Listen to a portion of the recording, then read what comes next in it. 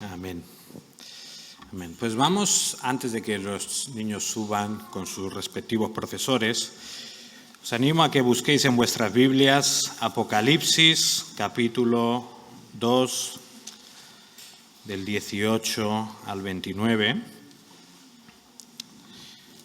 Vamos a leer la palabra de Dios allí, el mensaje a la iglesia de Tiatira. Dice así: escribe al ángel de la iglesia de Tiatira. Esto dice el Hijo de Dios, el que tiene ojos que resplandecen como llamas de fuego y pies que parecen bronce al rojo vivo. Conozco tus obras, tu amor y tu fe, tu servicio y tu perseverancia, y sé que tus últimas obras son más abundantes que las primeras. Sin embargo, tengo en tu contra que toleras a Jezabel, esa mujer que dice ser profetisa. Con su enseñanza engaña a mis siervos, pues los induce a cometer inmoralidades sexuales y a comer alimentos sacrificados a los ídolos. Le he dado tiempo para que se arrepienta de su inmoralidad, pero no quiere hacerlo. Por eso la voy a postrar en un lecho de dolor, y a los que cometen adulterio con ella los haré sufrir terriblemente, a menos que se arrepientan de lo que aprendieron de ella. A los hijos de esa mujer los heriré de muerte. Así sabrán todas las iglesias que yo soy el que escudriña la mente y el corazón, y a cada uno de vosotros os traeré de acuerdo con vuestras obras. Ahora, al resto de los que están en Tiatira, es decir, a vosotros, que no seguís esa enseñanza, me habéis aprendido los mal llamados profundos secretos de Satanás, os digo que ya no os impondré ninguna otra carga. Eso sí, retened con firmeza lo que ya tenéis hasta que yo venga. Al que salga vencedor y cumpla mi voluntad hasta el fin, le daré autoridad sobre las naciones, así como yo la he recibido de mi Padre, y él las gobernará con puño de hierro, las hará pedazos como a vasijas de barro. También le daré la estrella de la mañana. El que tenga oídos, que oiga lo que el Espíritu dice a las iglesias. Pues Señor, ante un mensaje como este, reconocemos que necesitamos tu ayuda para entenderlo, Padre. Que hay cosas que nos parecen difíciles, que no entendemos, hay lenguaje que nos llama la atención, y por eso en esta mañana solicitamos que tu Espíritu esté trabajando en cada uno de nuestros corazones para hacernos entender realmente lo que tú estás enseñando y transmitiendo en tu palabra. Igualmente te pedimos por nuestros hijos, nuestros pequeños, para que ellos también, Señor, puedan aprender sobre tu palabra, puedan apreciarte a ti como lo más valioso de este universo y puedan seguir entregando sus vidas a ti para servirte y para disfrutar de todo lo que tú nos has regalado. Te pedimos que guíes a los profesores y que nos ayudes a todos a entenderte. Te lo pedimos en el nombre de Jesús. Amén. Bueno, pues dejamos que puedan pasar los profesores, los niños, hacia arriba. No sé cómo os quedáis ante la lectura que hemos tenido en esta mañana. He tenido que sudar un poco esta semana porque realmente no es un mensaje quizá el más agradable que pudiéramos escuchar esta mañana.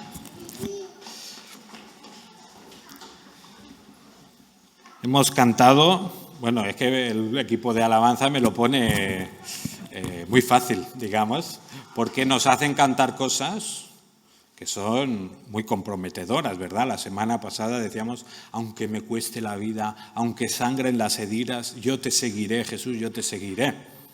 Y hoy que hemos cantado, purifícame, límpiame, Señor, y líbrame de lo que impida el fluir de tu amor.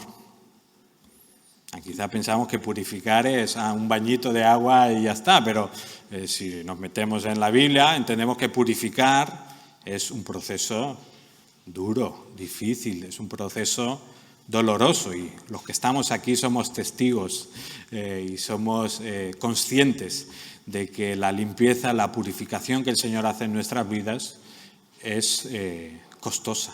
¿Verdad? Hoy con el grupo de bautismos hablábamos de que seguir a Jesús es lo más difícil que puedes hacer con tu vida. Así que antes de seguirle, tienes que calcular el costo.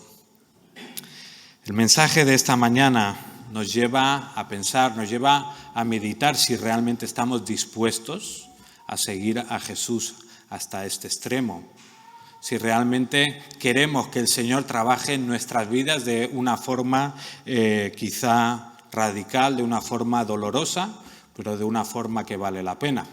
Y te animo en esta mañana a que pienses, ¿quiero realmente que el Señor trabaje en mi vida? ¿Quiero que me purifique, que me limpie, que me libre de lo que impide el fluir de su amor? Volvemos un domingo más a Apocalipsis y continuamos con estas cartas que Jesús envía a diferentes iglesias del momento. Y para los que nos visitáis, los que no habéis podido estar estos últimos domingos, deciros que estamos yendo por estas cartas una por una con el propósito un poco de conocernos mejor a nosotros mismos como iglesia, de analizarnos, de ver si hay cosas que estamos haciendo bien y que tenemos que seguir haciendo, incluso desarrollando, pero también nos sirve para ver si estamos haciendo cosas mal, si nos tenemos que arrepentir de algunas cosas o si hay cosas que tenemos que cambiar. También a nivel individual, a nivel personal, estos mensajes nos están sirviendo para analizar nuestra propia vida espiritual, ver lo que sobra, ver lo que falta y pedirle al Señor que nos ayude a seguir creciendo. Y si la semana pasada veíamos en la iglesia de Pérgamo una iglesia que era valiente y cobarde a la vez, en el caso de la iglesia del mensaje a la iglesia a Tiatira encontramos una iglesia creciente y descuidada. Una vez más, el mensaje, aquí en Apocalipsis 2, versículo 18, empieza con una breve imagen del que envía el mensaje, del mismo Señor Jesús. Versículo 18 dice, y escribe al ángel de la iglesia en Tiatira, el Hijo de Dios, el que tiene ojos como llama de fuego y cuyos pies son semejantes al bronce bruñido, dice esto. Como hemos dicho, este mensaje va dirigido a la iglesia en Tiatira y vale la pena mencionar que de estas 7 iglesias que estamos viendo estos días, Tiatira era probablemente la ciudad menos importante de toda Éfeso, Esmirna, etcétera, etcétera. Todas estas ciudades, Tiatira seguramente era la ciudad menos relevante, menos importante. No voy a decir ninguna población para que nadie se ofenda, ¿vale? Pero era la población quizá menos importante. Sí que igualmente era una ciudad donde había mucha actividad comercial, muchos gremios, curtidores, sastres, panaderos, los que trabajan con la lana, el lino, los que trabajan también con el metal. ¿Y qué pasaba con estos gremios industriales? Pues un poco pasaba lo que pasaba aquí hace unos años, ¿verdad? Que cada gremio tenía ¿el qué? Tenía su propio patrón, ¿verdad? Un patrón, un santo, un dios al que tenían que enjabonar, ¿no? Tenían que sobornar de alguna manera para que luego sus negocios funcionaran. En esa época, pues sabéis que hacían pues, banquetes donde pues, había mucho desenfreno, mucha borrachera, mucha inmoralidad sexual. Y claro, si tú pertenecías a un gremio, hombre, tenías que participar de eso, si no, no estabas poniendo de tu parte para que nos fuera bien el negocio, ¿no? Claro, ¿qué le pasaba a los cristianos? No podían participar de esas cosas, chocaba de lleno, ¿no?, con su fe. ¿Y qué pasaba entonces? Pues que quedaban marginados de la vida económica, quedaban apartados de sus gremios y al final pues uno se preguntaba, bueno, ¿y ahora cómo me gano la vida? ¿Verdad? Si no participo de estas cosas, ¿qué va a ser de mí y de mi familia? El mensaje más largo y complicado de estos 7 mensajes es enviado a la iglesia menos conocida. Y esto ya nos puede recordar también a nosotros mismos que aunque pensemos que somos poco importantes, aunque nadie nos preste atención, aunque quizá pasamos desapercibidos, hay alguien que realmente se interesa por nosotros. Hay alguien al que sí que le importamos.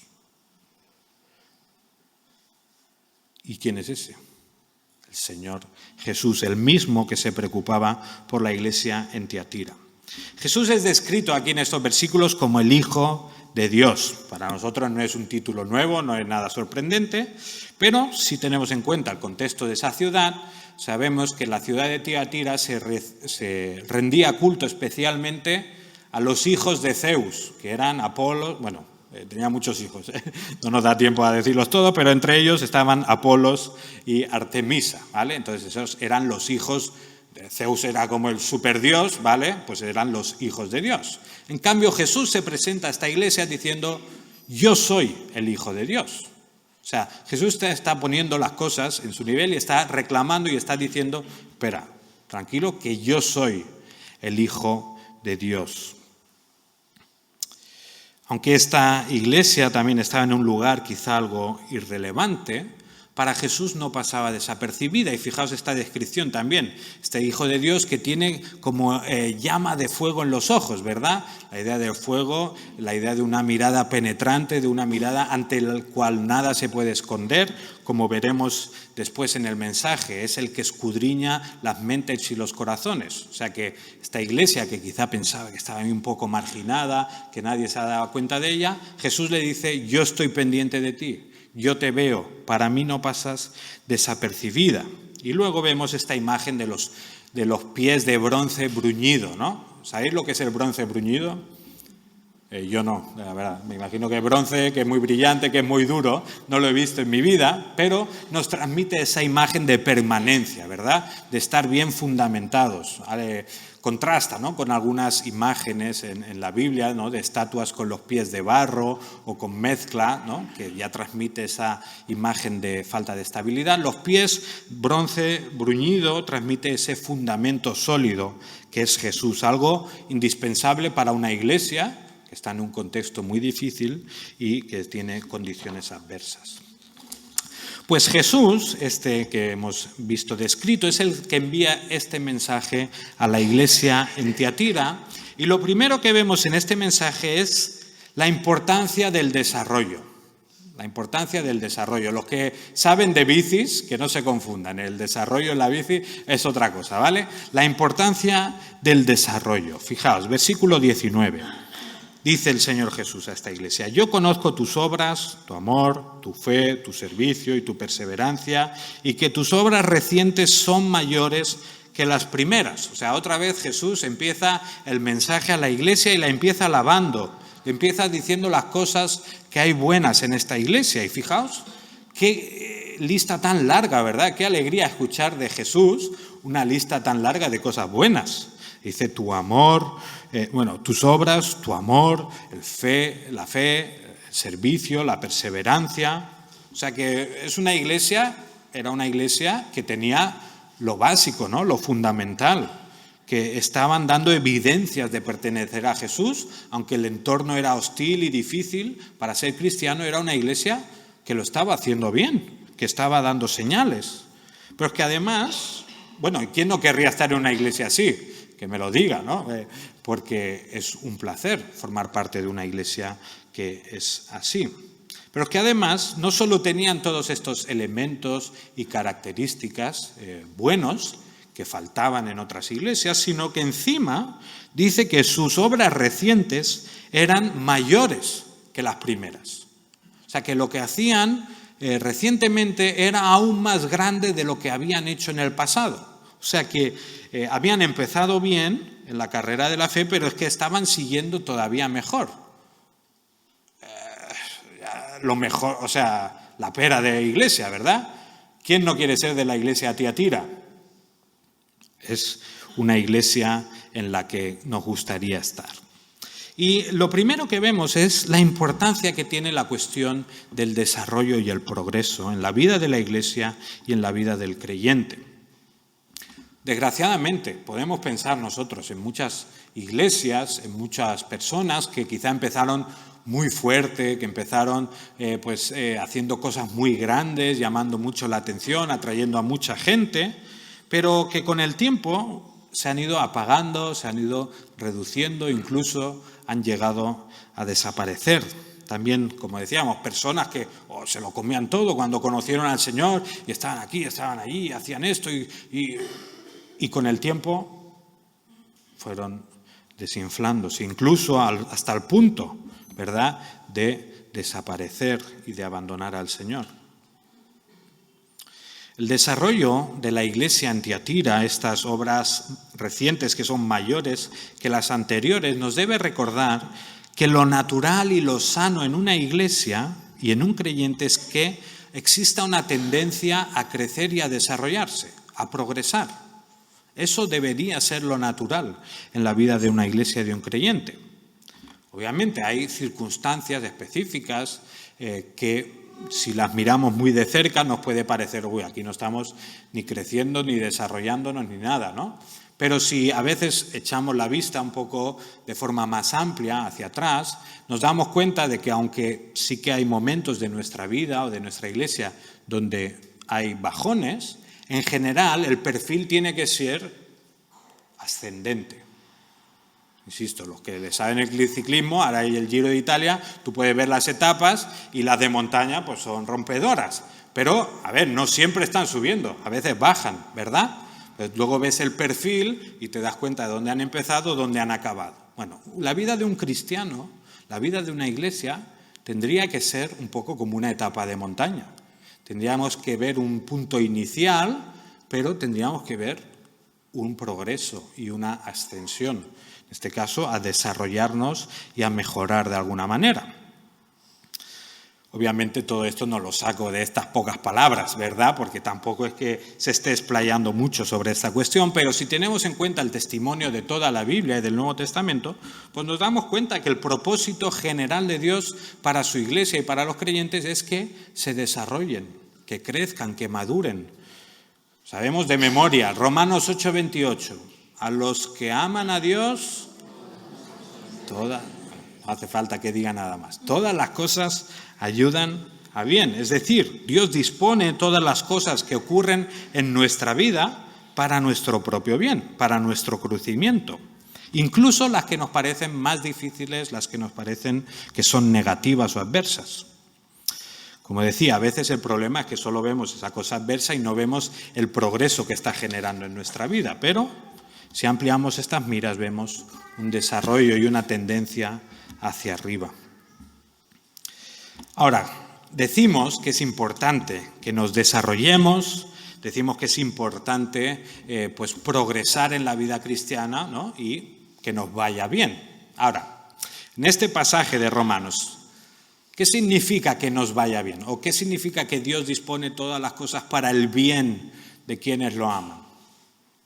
¿Significa esto que desarrollarnos como creyentes, desarrollarnos como iglesia, implica pues que cada vez vamos a vivir vidas más placenteras, más tranquilas, ¿no? No vamos a sufrir nada, vamos a estar teniendo todo lo que necesitamos y aún más? ¿Es eso el bien que nos está apuntando la palabra de Dios? Bueno, la mayoría ya por vuestras caras de sospecha me estáis diciendo que no, que ya sabemos que los que llevamos tiempo en la iglesia, los que llevamos tiempo siguiendo al Señor, el bien no significa una vida fácil y sin problemas. Si seguimos leyendo el pasaje en Romanos 8, nos damos cuenta que Dios tiene en mente un bien muchísimo mayor. Dice, a los que aman a Dios todas las cosas ayudan a bien, y en el versículo siguiente dice que todo esto es para ser hechos conformes a la imagen de su Hijo. O sea, que el propósito de Dios con todas las cosas que ocurren en nuestra vida es que seamos moldeados a la imagen de Jesús, que seamos más como Él. O sea, ese es el bien para el cual Dios dispone todas las cosas. Pablo escribe también a la iglesia de los Gálatas, está lamentándose por esta iglesia que son tan testarudos, que han dejado algunas enseñanzas básicas, y les dice: hijos míos, por quienes de nuevo sufro dolores de parto. O sea, esta iglesia era tan inmadura, o se estaba apartando tanto del Evangelio que le estaban generando un sufrimiento extremo a Pablo. Dice, hasta que Cristo sea formado en vosotros. O sea que también volvemos a ver esta idea de que la idea de Dios es que nosotros, como creyentes, como iglesia, Cristo vaya siendo formado. Que de alguna manera cada vez vamos mostrando de una forma más evidente a Jesús. Tenemos el pasaje, Efesios 4, que vimos el año pasado. Y a partir del versículo 11 explica un poco qué ha hecho el Señor para que esto ocurra, ¿no? Dice, Él dio a algunos el ser apóstoles, a otros profetas, a otros evangelistas, a otros pastores y maestros, a fin de capacitar a los santos para la obra del ministerio, para la edificación del cuerpo de Cristo. O sea, Dios ha dado dones en la iglesia, Dios ha puesto a personas, ¿para qué? Para que todos, para que los santos crezcan, se desarrollen, maduren. Y sigue diciendo, hasta que todos lleguemos a la unidad de la fe y del conocimiento pleno del Hijo de Dios, a la condición de un hombre maduro, a la medida de la estatura de la plenitud de Cristo. Luego dice, para que ya no seamos niños, sigue diciendo algunas cosas, y luego dice, para que crezcamos en todos los aspectos en aquel que es la cabeza, es decir, en Cristo. Podríamos decir muchos más pasajes, pero está clara la idea. Dios tiene el propósito para tu vida de que si ya has conocido al Señor, de que si ya te has entregado a Él, tú tienes que desarrollarte. Tú tienes que parecerte cada vez más a Jesús. No es una opción, no es un extra, no es el cristianismo premium, solo los que quieren comprometerse un poco más. No, esto es básico, esto es para todos los cristianos de todas las épocas, de todo el mundo. Estamos llamados a desarrollarnos y a madurar, a ser más como Jesús. Y lo mismo como iglesia. Como iglesia estamos llamados no a estancarnos, sino a seguir buscando formas en las que podemos crecer en nuestro testimonio, en las que podemos dar evidencias del carácter de Jesús, en las que podemos demostrar a este mundo que Jesús es el Señor de esta iglesia. Y como digo, la idea de desarrollo y de crecimiento hoy está muy de moda, ¿verdad? Hoy hay muchos cursos de autorrealización, muchos cursos donde te ayudan a descubrir tu verdadero yo, a desencadenar las cuerdas espirituales, a mover el cosmos para que tú florezcas, ¿vale? Pero bueno, hoy en día la sociedad piensa que la idea de desarrollo, la idea de bienestar, significa que lo que tiene que pasar en tu vida es que cada vez estás mejor. Eso, cada vez tienes menos problemas, las personas más desarrolladas son las que tienen más estudios, las que tienen una mejor economía, más títulos, más poder, más todo. O sea, hoy en día la idea es desarróllate para tener más, para ser más. Y lo vemos en el lenguaje que usamos también. Nosotros estamos en el primer mundo, ¿verdad? Nosotros somos el mundo desarrollado y el resto del mundo, fuera de Occidente, ¿qué es? El mundo subdesarrollado. O el tercer mundo. No sé cuál es el segundo mundo. Se habla del tercer mundo, ¿verdad? El mundo subdesarrollado. Los pobres, los que no saben nada, que se tienen que conformar un poco con las migas que les dejamos desde el primer mundo. Nosotros somos los desarrollados. Ahora, valdría la pena preguntarse, ¿quién está más desarrollado? ¿No? ¿El que vive con una ansiedad permanente porque no sabe qué hacer con tanto dinero en el banco o el que duerme sin problemas, aunque no sabe si mañana va a comer o no? ¿Quién está más desarrollado? El que se pasa el día trabajando, luego al gimnasio, luego a meditación, luego el curso de autorrealización, luego pastillas para esto y pastillas para lo otro, o el que está todo el día sentado cuidando a unas ovejas a la sombra. Es relativo, ¿no? Esta cuestión de quiénes están desarrollados y quién no. Bueno, ¿cuál es el verdadero desarrollo? El que estamos diciendo, crecer en Jesús, asimilarnos a Él, vaciarnos de nosotros mismos para llenarnos de Jesús.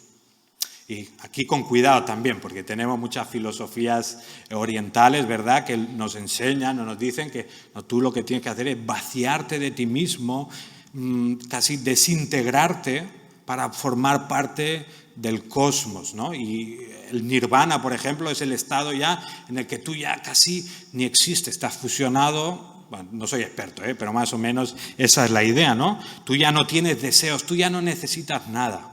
Y eso es el punto máximo de desarrollo que puedes conseguir en tu vida. Eso lo creen millones de personas en el mundo.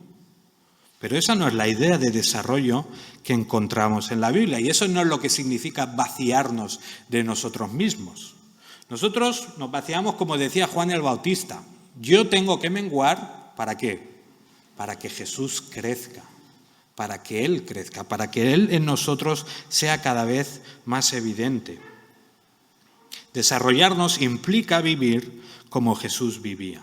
Implica vivir amando a Dios por encima de todas las cosas, amando a los demás como a uno mismo.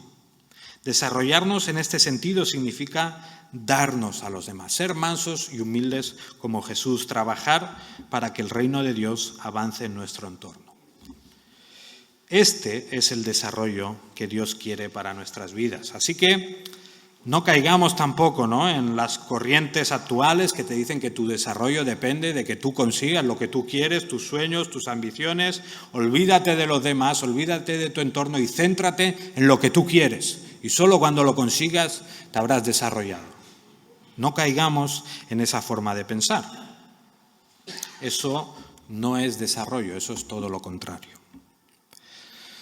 Entonces, como los últimos domingos llevamos haciendo, nos toca ahora preguntarnos, ¿nos estamos desarrollando como Dios quiere? ¿Me parezco cada vez más a Jesús o llevo tiempo estancado? Pregúntate, ¿cómo es tu tiempo personal con Dios? ¿Estás disfrutando cada vez más de la palabra o más bien con el tiempo, aunque hubo una época que lo disfrutabas mucho, ahora se ha convertido en una rutina, ¿no? Tengo que leer la Biblia, porque si no Dios se enfada conmigo y no sé qué y no sé cuánto. ¿Sigues maravillándote de lo que lees en la palabra? O más bien cada vez te resulta más familiar, esto ya lo he leído, esto ya lo sé. Quizá te has sentido tentado a pensar alguna vez, yo ya sé lo que tengo, no me van a explicar nada nuevo de la Biblia, porque yo ya, después de tantos años, ya lo sé todo. A estas alturas nadie me va a explicar nada nuevo. Bueno, si estos son pensamientos o cosas que ocurren de forma frecuente en tu vida, quizás estás en peligro de haberte estancado. Quizás estás en peligro de no estar desarrollándote como quiere Jesús que te desarrolles. ¿Qué significa como iglesia que tenemos que desarrollarnos, que tenemos que progresar? Bueno, en parte lo mismo que para la iglesia en Tiatira, ¿no? Que nuestras obras recientes sean mayores que nuestras obras anteriores. Desarrollarnos como iglesia significa que reflejamos cada vez más de una forma más evidente el carácter de Jesús, que crecemos en compasión hacia los demás, a los que no piensan igual que nosotros, que crecemos en compasión hacia los que están desahuciados en la sociedad, los que tienen de todo, muchas veces no necesitan, lo necesitan. Nosotros sabemos que necesitan al Señor, pero ellos no sienten ninguna necesidad. Pero hay miles y millones de personas que están desesperados, que están sufriendo, que están perdidos en la vida y necesitan al Señor. Estamos siendo compasivos hacia estas personas y las estamos buscando. Desarrollarnos como iglesia significa también que, igual que Jesús, nos dedicamos a formar a las personas, a darles a conocer al Señor. También implica que gastamos de lo nuestro para beneficiar a otros. Que no estamos pensando en, bueno, ¿cómo vamos a salir nosotros beneficiados? ¿Cómo podemos hacer para que nuestros ahorros aumenten? ¿O para que cada vez seamos más nosotros? ¿O para que nuestro local sea más bonito? Una iglesia que crece en obras, que se desarrolla, es una iglesia que está pensando más en beneficiar a su entorno, en glorificar a Dios, que en sus propias necesidades. Nos tenemos que preguntar, ¿estamos creciendo como iglesia en este sentido? Bueno, yo doy gracias a Dios por esta iglesia. Porque yo recuerdo, yo vine cuando conocí a Sara hace unos 14 años. Pues claro, yo no conocía la iglesia de Vilanova, yo solo conocía casi mi iglesia pequeñita ahí en Blanes, y vine un día a acompañar a Sara y, a ver, yo recuerdo el pensamiento de decir, en la vida vendré a esta iglesia. Os lo digo con honestidad y con amor. No quiero que nadie se me ofenda, pero es verdad. También yo era inmaduro, tenía 20 años, no sabía de lo que iba la vida, pero recuerdo eso. Ahora, hoy en día me encanta estar aquí. Hoy en día disfrutamos, tanto ella como yo, de estar en esta iglesia y es verdad, la iglesia también ha cambiado. Los que lleváis mucho tiempo aquí habéis visto cómo la iglesia ha ido creciendo, quizá en calidez, quizá en amor, quizá en la preocupación mutua, los miembros. La iglesia ha ido desarrollándose en algunas áreas y damos gracias a Dios por eso, ¿verdad? Y que no se me ofenda a nadie de hace 10 o 12 años, por favor. Pero también tenemos que reconocer que como iglesia todavía tenemos mucho margen de mejora, ¿verdad? Todavía tenemos muchas áreas de nuestra vida eclesial que tenemos que desarrollar y que tenemos que mejorar. Y esto no depende solo de que el pastor o los líderes o alguien haga algo, sino que el crecimiento, el desarrollo de la iglesia es algo que tenemos que hacer todos juntos.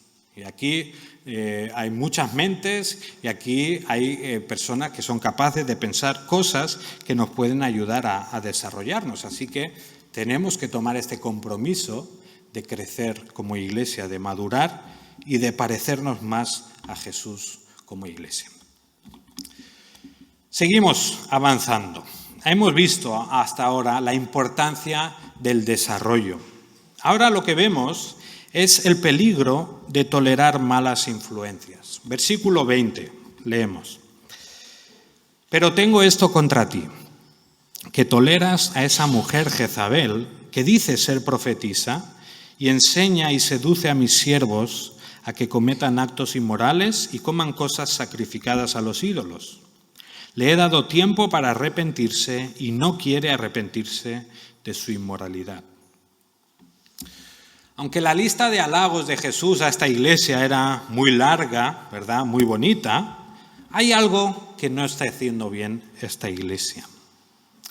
Jesús corrige a Tiatira porque tolera a esa mujer Jezabel y sus enseñanzas. Como ya hemos comentado, ¿no?, cometer actos de inmoralidad sexual, comer de lo sacrificado a los ídolos, eran cosas que ocurrían en la adoración a los dioses paganos.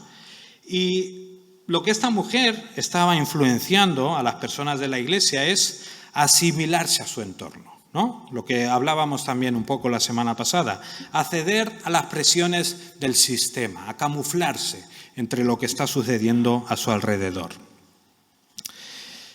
No tenemos que pensar que esta mujer se llamara Jezabel, ¿vale? No sabemos seguramente cómo se llama, sino que Jesús usa el nombre de una mujer del Antiguo Testamento que fue la esposa del rey Acab y que en su momento, esta mujer, Jezabel, fue una terrible influencia para la nación de Israel. Os tengo que decir, el rey Acab no necesitaba ninguna ayuda para ser un mal rey. De hecho, la Biblia nos dice que es de los peores que había. Así que no es que necesitara ayuda, pero es que ahí se juntaron, lo dicen, el hambre y las ganas de comer. Un rey terrible, pero además con una mujer también terrible. Una mujer que estaba empeñada en matar a los profetas de Dios de Israel. Una mujer que los perseguía, tenía que vivir en cuevas, que quería también instaurar el culto a Baal. Una mujer que no tenía problemas en encargarse a quien hiciera falta para conseguir lo que ella quería. En Primera de Reyes 21 vemos que el rey Acab está muy triste, está llorando, está desanimado porque él quería conseguir un terreno ahí cerca de donde vivía, donde estaba una viña muy bonita, y el propietario le había dicho que no, que eso era de sus padres, era su familia, eso era algo muy preciado, ¿no? Entonces no.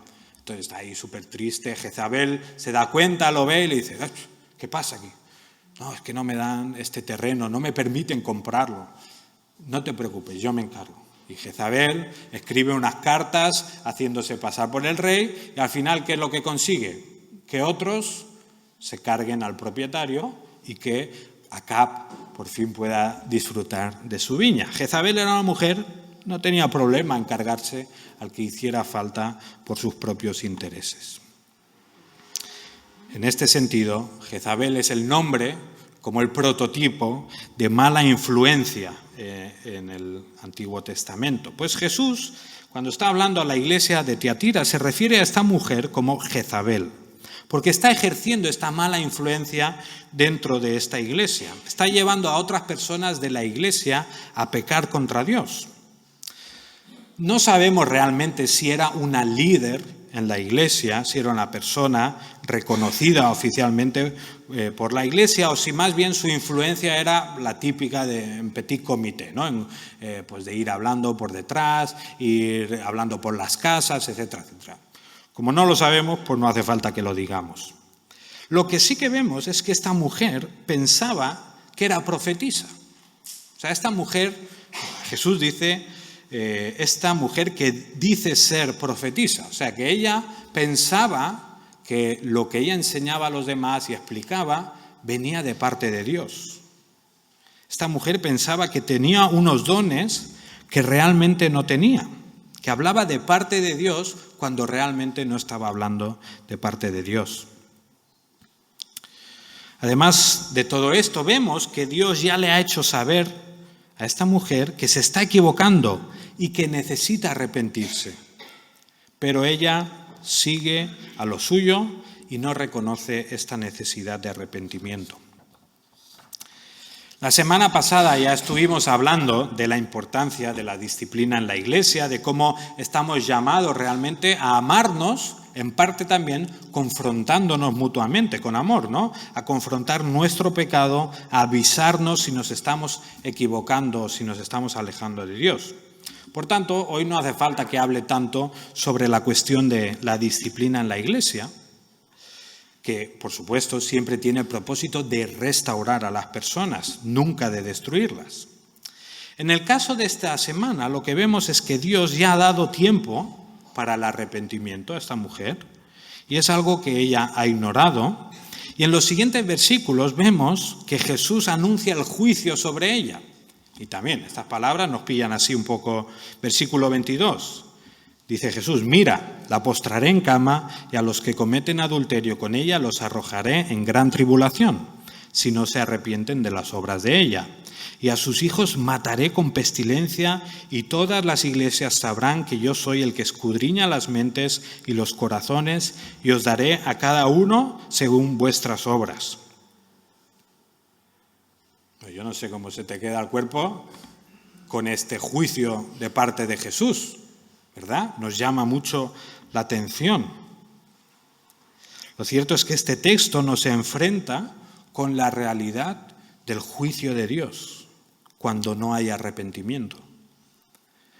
No necesariamente hay que tomarlo de una forma súper literal, aunque cuando habla de que la postraré en cama, pues seguramente está hablando de que la hará enfermar de alguna manera. Nosotros escuchamos cama y es una bendición, ¿no? Ay, voy a dormir, voy a descansar. Ya tenemos ganas, ¿verdad? Son las 12:30, ya queremos estar en la cama, porque la cama para nosotros es un lugar de descanso y para otros pues también lugar de placer, de disfrute, ¿no? En este caso, cuando está hablando la postraré en cama, algunos bien sabéis que la cama también puede ser símbolo de enfermedad. La cama hasta puede provocar hastío, ¿verdad? ¿Cuántas personas tenemos y conocemos que están hartas de estar en la cama porque no se pueden mover, porque ya están muy enfermas? Jesús probablemente está amenazando a esta mujer con algo por el estilo, con alguna enfermedad o incluso, en el caso extremo, con la muerte.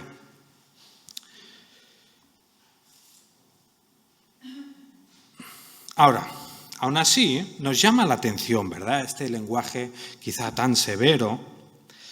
Y nos llama la atención porque también muchas veces se nos vende, ¿no?, esta imagen de Jesús como alguien tan extremadamente bueno, que nunca diría nada malo, que nunca confrontaría nada.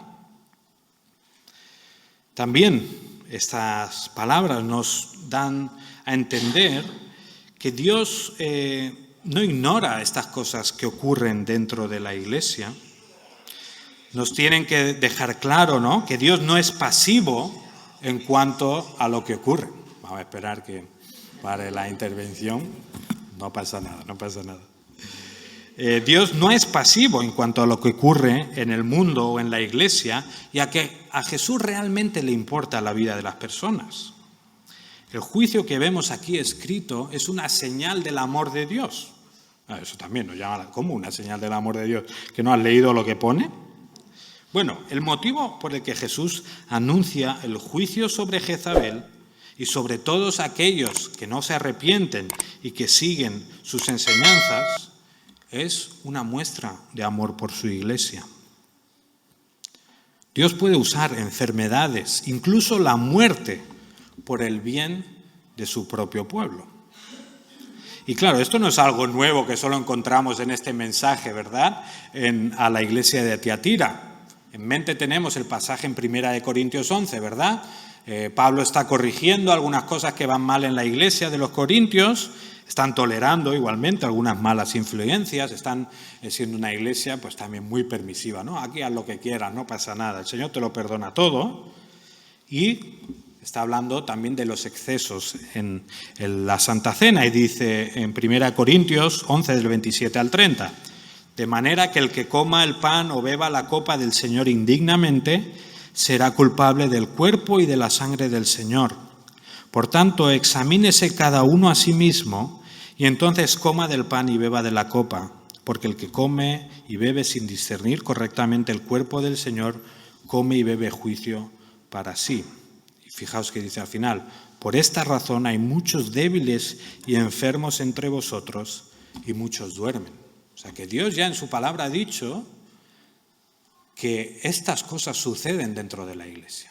Y otra vez, es que nos choca, ¿verdad? Jesús, con lo bueno y bondadoso y compasivo que es, ¿cómo puede estar diciendo algo tan severo? ¿No? ¿Cómo puede estar siendo tan radical, tan bestia a la hora de juzgar a alguien? Muchos también piensan que Dios es como el típico abuelito, ¿no? Que le aguanta todo a sus nietos, que nunca se enfada, que soporta, que me hagan lo que quieran, que me estafen, no me importa, que cómo les voy a decir no sé qué, ¿no? Algunos ven al Señor, ven a Jesús como este abuelito que le hagan lo que quieran, que Él no dice nada, ¿no?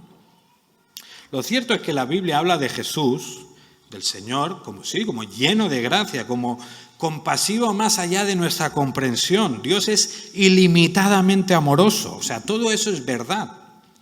Pero precisamente porque Dios es amoroso, porque Jesús es bondadoso, por eso mismo responde con ira al pecado. Es de su amor de donde nacen todas estas cosas. Porque Dios ama a las personas, no puede simplemente ignorar el pecado, porque Dios es demasiado justo, demasiado santo, demasiado bueno, como para mirar hacia otro lado y ya está. ¿Os imagináis a un juez? Imaginaos que aquí en Vilanova hay un juez, el juez compasivo le llaman. El juez, oye, que te toque este juez porque hayas hecho lo que hayas hecho, te va a perdonar, no te va a condenar. Tendría fama, ¿verdad? El juez compasivo quizá le llamarían, no importa. ¿Has matado a tu familia? El juez, yo es que soy un juez tan bueno, tan bondadoso, es que no puedo condenarte, porque soy misericordioso. ¿Este juez sería justo? Es muy fácil esta pregunta. Pues claro que no sería justo, ¿verdad? No estaría siendo en ningún caso un juez justo. Ahora, ¿este juez sería amoroso? ¿Sería misericordioso? ¿Sería un juez compasivo? Tampoco, ¿verdad? Ni justo ni compasivo, porque sí, quizá está perdonando al culpable, pero ¿a quién está poniendo en peligro? ¿A quién está dejando de amar? A todos los demás, ¿verdad? A todas las personas, a las víctimas que han sufrido los crímenes de esta persona, a las personas potencialmente que podrían sufrir a las manos de estas personas. Entonces, ni estaría siendo ni un juez justo y tampoco estaría siendo un juez amoroso. ¿Os imagináis a unos padres que no disciplinan a sus hijos? Que le dicen, no, cariño, tú haz todo lo que quieras, por favor. No te quiero frustrar, no quiero que tengas ningún trauma por mi culpa. Así que, por favor, niño, haz lo que quieras. O quizás no os tenéis que imaginar mucho, porque hoy en día es uno de los grandes males que estamos viviendo, ¿verdad? ¿Serían estos unos padres amorosos? Tampoco, ¿verdad? Porque no están amando lo suficiente a sus hijos como para hacer el esfuerzo de enseñarles. Igualmente, no podemos pensar ni hablar de un Dios justo si es un Dios que ignora el pecado y que no hace nada contra él. Y tampoco podríamos hablar de un Dios amoroso si permite que sus hijos desarrollen conductas que son perjudiciales para ellos mismos o perjudiciales para su entorno. ¿Por qué Jesús se muestra tan severo entonces en este mensaje? Pues porque Jesús es un Dios de amor, un Dios que quiere nuestro propio bien, que busca nuestro desarrollo, como hemos dicho antes. Ahora, si volvemos al texto, después de esta pequeña excursión, lo que vemos es que esta mujer es culpable de enseñar las cosas que enseñaba, ¿verdad? Esta mujer es culpable. Los seguidores de esta mujer también son culpables, ¿verdad? Porque están haciendo lo que esta mujer le está enseñando. Pero hay alguien más que es culpable. ¿Quién? La Iglesia. Dice, pero tengo esto contra ti, que toleras a esa mujer Jezabel. La Iglesia es responsable de aceptar sin problema que esta mujer tenga influencia en los miembros de su Iglesia. El mensaje de Jesús a la Iglesia en Tiatira nos muestra el peligro de tolerar las malas influencias en nuestra congregación. Y como ya he dicho antes, la semana pasada hablamos de la cuestión de las disciplinas, no hace falta que hoy nos metamos en ella, pero lo que sí que podemos aplicar el texto de hoy es a la necesidad de cuidar bien quién influencia a nuestra Iglesia, a la necesidad de, sobre todo, de escoger bien a los que lideran la Iglesia. Al final, los que más influencia tienen en la vida de una Iglesia acaban siendo los líderes, porque son los que tienen que tomar más decisiones, son los que tienen que un poco tirar más del carro. No sabemos si esta mujer era parte del liderazgo oficial de la Iglesia o no, pero sí que sabemos que estaba teniendo influencia sobre la comunidad. De la misma manera, nosotros, como Iglesia, tenemos que cuidar de forma especial quiénes son las personas que están en el liderazgo de nuestra Iglesia, porque al final van a ser las que más influencia tengan en la vida de nuestra comunidad. Es responsabilidad de los miembros de la Iglesia vigilar quién son las personas que más influencia tienen. Ahora, si pensamos un poco en la historia de nuestra Iglesia, pues seguramente tendremos que reconocer que en algunos casos el liderazgo de la Iglesia no ha sido el más adecuado. Y gracias a Dios no tengo que pensar en nadie en concreto, porque simplemente por pura estadística estoy seguro que en algún momento del pasado de esta Iglesia se ha escogido algún líder que no debería serlo. Y líder, estoy hablando quizá de pastores, de ancianos, diáconos, líderes de ministerio. Solo porque ya llevamos 78 años, algún líder malo habrá salido. Entonces, tenemos que reconocerlo, ¿verdad? Y sería fácil, ¿no?, pensar quizá en algún ejemplo, no lo vamos a hacer, pero sería fácil pensar pues, en algún líder y decir, mira, es que este líder ha hecho esto y ha hecho lo otro y mira cómo ha afectado a la vida de la Iglesia, ha sido un mal ejemplo, ha hecho daño, ha dividido, etcétera, etcétera. Podríamos pensar esto y tendríamos razón en pensar que ese líder, que no debería haberlo sido, hizo daño a la Iglesia. Y él y ella, o quien sea, pagarán por eso. Pero lo que tenemos que pensar como Iglesia es en la responsabilidad que tiene la Iglesia a la hora de escoger a estos líderes. Y si en el pasado han habido líderes que no deberían serlo, en parte es porque la Iglesia los ha puesto en ese lugar. Entonces, como Iglesia, primero, cuando hay algún problema, tenemos que pensar, ¿hemos escogido bien a nuestros líderes? Y lo segundo es arrepentirnos delante de Dios. Estoy hablando, seguramente hay, los casos son menos que más, ¿vale? Eso está clarísimo. Y no estoy hablando de nadie en concreto, pero es importante que a través de este texto veamos la importancia que tiene el hecho de que como miembros escojamos bien las influencias de nuestra Iglesia. Ahora, ¿por qué? ¿Por qué pasa que a veces pues una Iglesia escoge líderes que no deberían serlo? ¿Por qué al final hay personas, hay pastores, hay líderes en las iglesias, ancianos, diáconos, que dices, ¿cómo ha llegado esta persona aquí? ¿No? Porque mira cómo vive esta iglesia, en qué estaba pensando, ¿no? Bueno, ¿qué es lo primero que tiene que hacer una iglesia a la hora de escoger líderes? Bueno, orar, vale. O sea, esa es la respuesta comodín. Orar sirve para todo, así que hagas lo que hagas, ora, vale. Pero de forma más específica, ¿qué es lo que tiene que hacer una iglesia, aparte de orar, a la hora de escoger líderes?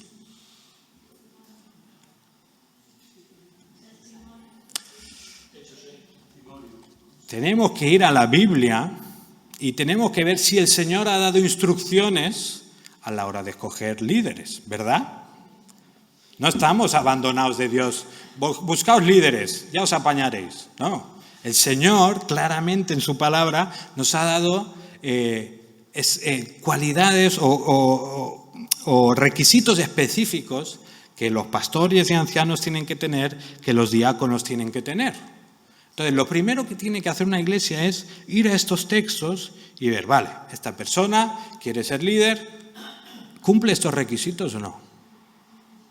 Y luego, pues seguir con el proceso de oración, etcétera, etcétera. Pero si a la hora de escoger a un líder en la iglesia, mi criterio, en vez de ser lo que la Biblia dice, es pues, si me cae mejor o peor, si me hace reír cuando predica, si me hace caso o no, si me llama, si habla súper bien o me aburre. Si el criterio a la hora de escoger un líder es que me baso en es que este es mi amigo y si sale de líder, entonces me beneficiará porque esto y por lo otro, pero ignoro deficiencias importantes del carácter o requisitos que Dios ha dicho en su palabra, pues ¿cómo no vamos a llorar luego como iglesia? ¿Cómo no vamos a lamentarnos de los líderes que tenemos? Como iglesia estamos llamados a coger las Escrituras, a estar orando y a evaluar a nuestros líderes. Y en este caso, el texto también nos recuerda el peligro de la subjetividad en el llamado, ¿vale? No voy a decir quién, pero alguien esta mañana decía que era muy guapo, ¿vale? Ahora, es debatible. No voy a decir quién es, pero es debatible, es debatible. Pero ¿qué pasa? Que eso es una opinión subjetiva, ¿vale? En el caso de esta profetisa, también fijaos en el problema de la subjetividad. Dice el Señor Jesús, dice ser profetisa, ¿vale? Ella misma ha pensado, ha creído, está convencida de que es profetisa y de que habla de parte de Dios. Claro, que la iglesia dice, pues si ella cree que es profetisa, ¿yo qué voy a decir? Pues adelante, ¿no? Hoy en día, desgraciadamente, tenemos muchos líderes que lo son porque ellos piensan que el Señor les ha llamado a un determinado ministerio. Hay muchos líderes que piensan que porque tuvieron un sueño hace no sé cuánto, porque vieron no sé qué, o porque un día se sintieron muy emocionados, pues ya tienen que ser líderes y tienen que, estar liderando en las iglesias. Obviamente, en un llamado de parte de Dios hay una parte subjetiva, lo que pasa es que esa parte subjetiva no puede ser el ancla de un llamado, ¿verdad? Lo que tiene que anclar un llamado es, por un lado, la objetividad de la palabra. Por mucho que tú te sientas, por ejemplo, yo puedo pensar que canto súper bien, ¿vale? Pero si de 4 notas fallo 7, la evidencia que dice que por mucho que yo piense que canto bien, pues bueno, por eso no canto, ¿vale? No es lo mío, cantar. Pues de la misma manera, en la iglesia alguien puede pensar que está llamado a ser pues un líder en la iglesia, ¿no? Un anciano, un diácono, el líder de algún ministerio, pero si el carácter y los requisitos que Dios dice en su palabra no concuerdan, es que el llamado no lo estás entendiendo bien. O es que el llamado es a formarte, el llamado es a cambiar, pero el llamado en ningún caso puede ser a liderar. Como iglesia tenemos el trabajo, como miembros de la iglesia tenemos la responsabilidad, por un lado, de proteger a estas personas, de proteger a los que creen que tienen un llamado que realmente no tienen. Santiago 3:1 dice, hermanos, no os hagáis maestros muchos de vosotros sabiendo que recibiremos un juicio más severo. Los líderes en la Iglesia serán juzgados más severamente. Por tanto, cuando alguien aspira al liderazgo, pero realmente no debería estarlo, la Iglesia le tiene que proteger. Mira, ya sé que tú quieres ser líder, pero es que mira tu carácter. Te enfadas a la mínima, eres súper áspero, te da igual la gente. Podemos pensar en 1000 cosas. Tu llamado no coincide con los requisitos de la Biblia, ¿verdad? Nuestro trabajo como Iglesia es proteger a estas personas, pero obviamente proteger la Iglesia. Cuando una Iglesia escoge mal a sus líderes, al final todos sufren. Y tampoco, no pienso en ningún caso en concreto, pero estoy seguro que en 78 años de Iglesia algún mal liderazgo habrá hecho sufrir a tu familia. Incluso algún mal líder habrá hecho que tus hijos, tu marido, tu mujer, quien sea, hoy ya no esté en la Iglesia. Por actitudes caprichosas, por actitudes orgullosas, por muchas cosas. Entonces, como miembro de la Iglesia, quizá te sientes eso, como Tiatira, ¿no? Así un poco desapercibido, que no tienes mucha importancia. Tu responsabilidad es muy grande cuando escoges a un líder. Y obviamente, esta aplicación nos va como anillo al dedo, porque la semana que viene, como Iglesia, tú como miembro de esta Iglesia, tienes la responsabilidad de escoger, en este caso, si yo continúo como pastor o no. Y déjame decirte, lo primero que tienes que hacer, aparte de orar, ora más de lo que puedas, ¿vale? Pero lo primero que tienes que hacer es coger la Biblia, ir a esos requisitos que están en la palabra de Dios y decir, mira, Eric los cumple o no los cumple, los cumplo yo o no los cumplo, porque si no cumplo con esos requisitos, ya te digo lo que tienes que votar. Hoy yo no te voy a decir que tienes que votar al Parlamento ni nada de eso, ¿vale? Pero te voy a decir lo que tienes que votar en esta Iglesia si yo no cumplo los requisitos. Tienes que votar que no. Si después de orar, después de leer la palabra, dices, no puedo reconocer en el pastor de ahora estos requisitos, tienes que votar que no. ¿De acuerdo? Así que te animo a que esta semana puedas estar orando, reflexionando y pensando, Señor, tenemos que votar, ¿qué es lo que tenemos que votar sobre esta persona? El mensaje a la Iglesia en Tiatira nos recuerda la importante labor que tenemos como Iglesia sobre escoger bien a nuestros líderes y sobre escoger bien las influencias que tenemos en nuestra Iglesia, pero también en nuestra vida. Ahora he estado hablando mucho de la vida de la Iglesia, pero tú también en tu propia vida personal tienes una importante labor de escoger bien qué cosas influencian en tu vida. Porque estás llamado de parte de Dios a discernir qué cosas te acercan a Él y qué cosas te alejan de Él. A la hora de escoger pareja, ¿vas a escoger una pareja que te acerca a Dios o vas a escoger una pareja que te aleja de Dios?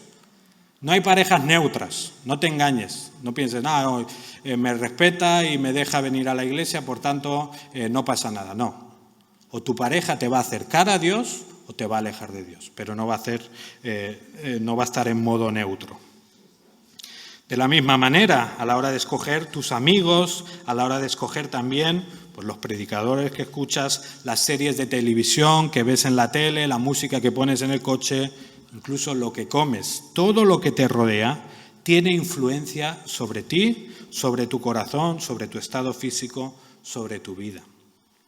Todo lo que te rodea, en mayor o menor medida, te aleja o te acerca a Dios. Así que te animo a que no seas ingenuo y no pienses que tú eres más fuerte que todo, tú puedes con todo en este mundo, no importa lo que haya a tu alrededor. Sé sabio y escoge bien las influencias que afectan a tu vida. Ya llegamos al final, no os preocupéis. Acabamos con esta nota de esperanza con la que acaban todos estos mensajes de Jesús. Versículo 24 en adelante dice, pero a vosotros, a los demás que están en Tiatira, a cuantos no tienen esta doctrina, que no han conocido las cosas profundas de Satanás, como ellos las llaman, os digo, no os impongo otra carga. No obstante, lo que tenéis, retenerlo hasta que yo venga. Y al vencedor, al que guarda mis obras hasta el fin, le daré autoridad sobre las naciones y las regirá con vara de hierro, como los vasos del alfarero son hechos pedazos, como yo también he recibido autoridad de mi Padre. Y le daré el lucero de la mañana. El que tiene oído, oiga lo que el Espíritu dice a las iglesias.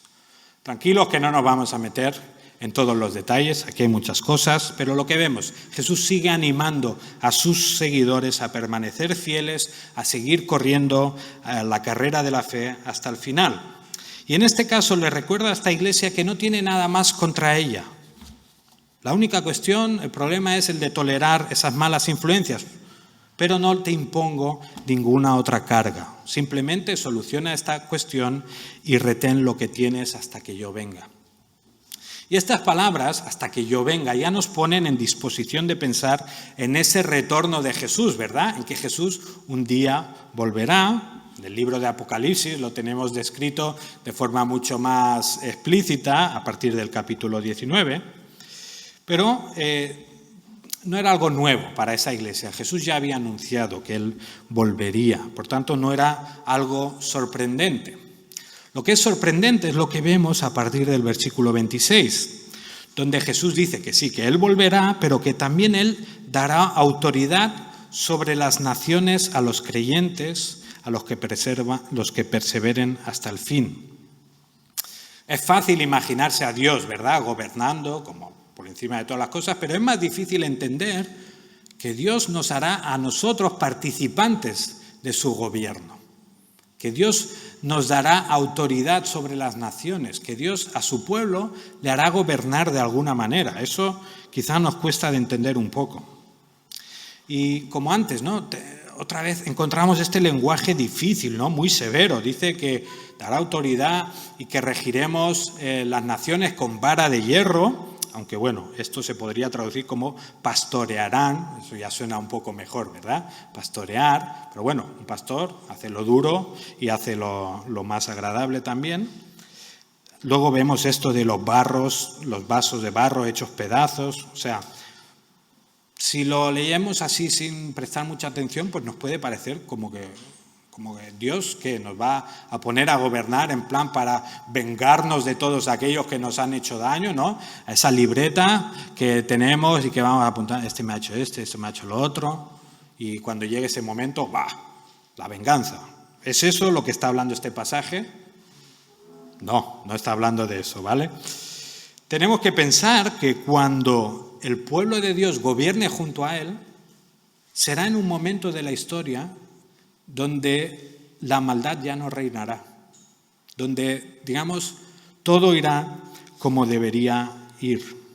El lenguaje así duro y llamativo, de alguna manera responde a nuestro deseo interno de justicia, porque nosotros podemos reconocer allí, cuando vemos el mundo en el que vivimos, cuando vemos las cosas que pasan a nuestro alrededor, no podemos negar que internamente hay un deseo que, pero esto, ¿cómo puede ser, no? O sea, te dan ganas de tener el poder suficiente para ir a un país, a cierto gobernador, darle una colleja y decirle, esto no lo hagas más, ¿vale?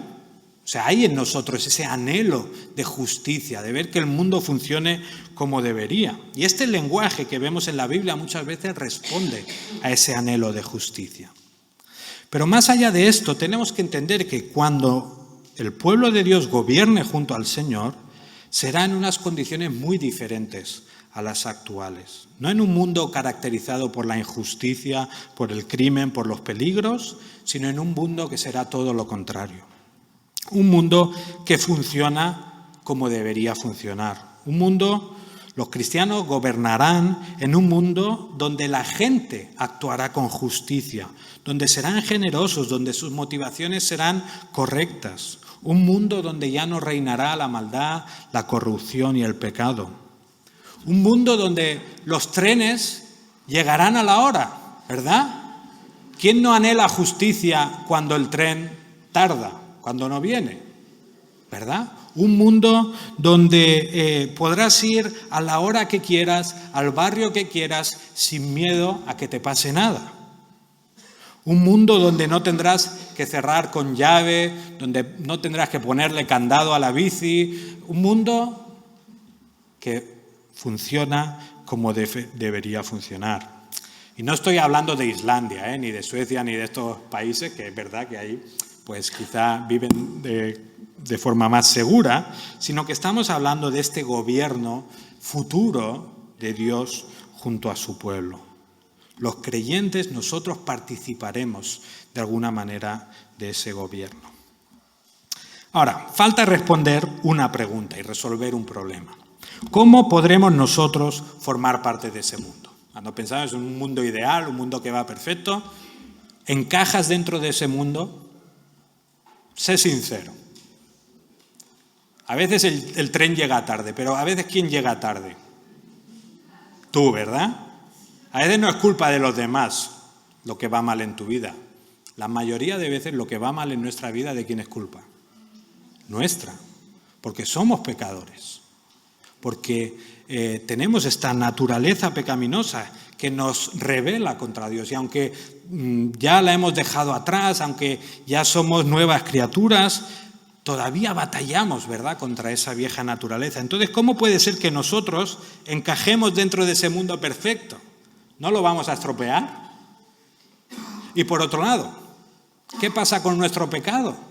Porque realmente todos los que estamos aquí somos pecadores. Todos los que estamos en esta sala merecemos arder en el infierno por la eternidad. No importa lo bueno que piensas que eres, no importa lo mucho que haces por este mundo. Todos somos pecadores que hemos pecado contra ese Dios tan bueno, tan santo y tan justo. ¿Es Dios injusto, entonces, para dejarnos participar de ese gobierno? ¿Cómo podremos nosotros estar en ese cielo o en ese gobierno perfecto, en ese mundo, en esa nueva creación, sin desentonar? ¿Cómo nosotros, pecadores, podemos formar parte de ello? Si Dios fuera tan justo y tan santo, como hemos dicho, no puede simplemente ignorar nuestro pecado. Como cristianos podemos hablar de perdón, podemos hablar de una nueva vida y pensar que algún día formaremos parte de eso. ¿Por qué? Pues porque hay alguien que ha pagado por nuestros pecados.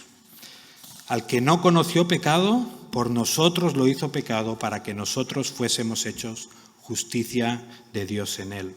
Si podemos ser perdonados y tener esperanza es solo porque Jesús ha sufrido el juicio y la condena que nosotros merecíamos.